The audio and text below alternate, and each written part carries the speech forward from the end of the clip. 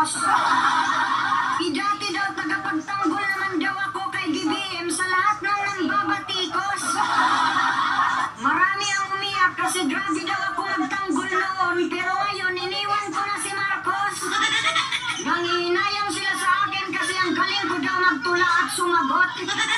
Lahat daw ng tinitira ko ay tumino at natatakot. Kapag naririnig daw nila ang makatak ko, yung buhay nila ay parang nalalagot. Sa lahat ng mga nagtatanong, ito na ang aking sagot. Bilang Makata ng Bayan, ang ipinagtatanggol ko ay ang tunay na may malasakit sa inang bayan. Mahal na Pangulo, ipinagtatanggol kita noon kasi sabi mo nung eleksyon, mabuhay ang Pilipinas. Pero ano ang nangyari ngayon? Namatay sila sa gutom. Namatay sila sa gutom. Sinasabi mo sabay-sabay tayong babangon. Iyan ang nangyari ngayon. Gumagapang sa gutom, hindi na makabangon. Tapos yung mga tauhan ni BBM panaisira kay Duterte. Yung bigas na hindi may balik sa porte.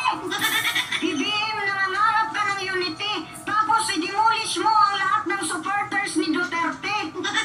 Gusto mo ng pagkakaisa pero sa kaliwa ka kumampi. Tapos sa mga grupo ni Duterte, hindi ka man lang naglagay ng kabinete. Yung mga tauhan mo na sumisira sa'yo, hindi mo kayang kontrahin. Sinasabi na ni Duterte na hindi kami nagsasalita para ikaw ay pabagsakin. Kundi binibigyan ka lang namin ng patnubay para ang ginagawa mo ay iyong ayusin. Kung masakit sa inyo na banata ng Pangulo, mas masakit sa amin. Kasi kami ang grabe magtanggol at manalangin. Mga loyalist, huwag nyo kaming gawing sinungaling.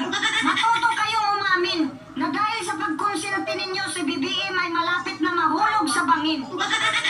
O si Tatay Duterte kapag binatikos ni Lini ay kanyang kakaibiganin. Pero kapag ikaw ang binatikos, gaganti ng palihim. Yung ICC daw ay hindi papasukin. Pero ngayon, biglang nag-iba ang ihip ng hangin. Pagsabi ng terorista na ang ICC ay papasukin, aba, pinapasok mo din. Ganyan ka pala kamasunurin. Isa sa mga dahilan kaya ako bumaliktad kasi kumampi ka sa mga terorista BBM.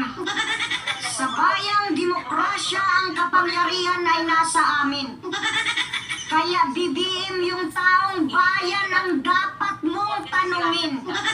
Bakit? Alam ba ng ICC kung gaano kaganda ang naidulot ng war on drugs sa atin? Noong panahon ng war on drugs, ang pinapatay ay mga adik.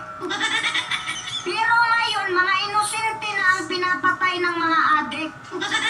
Tapos sa administrasyon mo, maraming pulis ang durugista na gumagawa ng krimen. Disiplinado kasi ang mga tao sa panahon ni Duterte. Pero ngayon, lantaran na, pati pagsisingot, binablog na ng mga piste. Tinatanong kasi si BBM kung sa mga durugista, ano ang kanyang masasabi? Tapos ang sagot niya, sige, tuloy nyo lang ang ginagawa nyo, ano ka, sa adik ka naman kumampi. Saka ikaw, BBM, huwag kang mapikon kay Duterte kasi hindi naman sinabi ni Tatay Duterte na nagpulburon ka. Ang sabi niya, bangag ka. Ang ibig sabihin ng bangag, ito ay ekspresyon ng mga Bisaya para sa mga taong palpak ang pag-iisip. Kasi nakikita niya sa'yo na ang sinasabi mo ngayon, bukas kinalimutan na. At isa pa, BBM, kaya kita iniwan kasi yung mga vlogger mo grabe manira. Sabi ko naman sa'yo, BBM, pitikin mo yung bunganga ng mga vlogger mo, pero hindi mo kayang pitikin. Na pag ako ang nagalit, kumus-kumusin ko ang bunganga nila. Alam mo yung kumus-kumusin? Ganyan, no? Ganyan! Mga minamahal kong kababayan, ipagdasal natin ang ating mahal na Pangulo naway magtagumpay sila sa kanilang pakikipaglaban laban sa mga kawatan. Mahirap man itong gawin sapagkat ang makakalaban nila ay ang kanilang mga sarili. Sana BBM, maawa ka sa mga taong nagugutom. Sana maalala mo ang mga taong umiiyak kalimutan, BBM, ang suporta at pagmamahal namin sa iyo nung eleksyon. Huwag mo kami kalimutan at para maalala mo uli kami, kakantaan ka namin ng Through the Years. I can't remember when you weren't there, when I didn't care for anyone but you.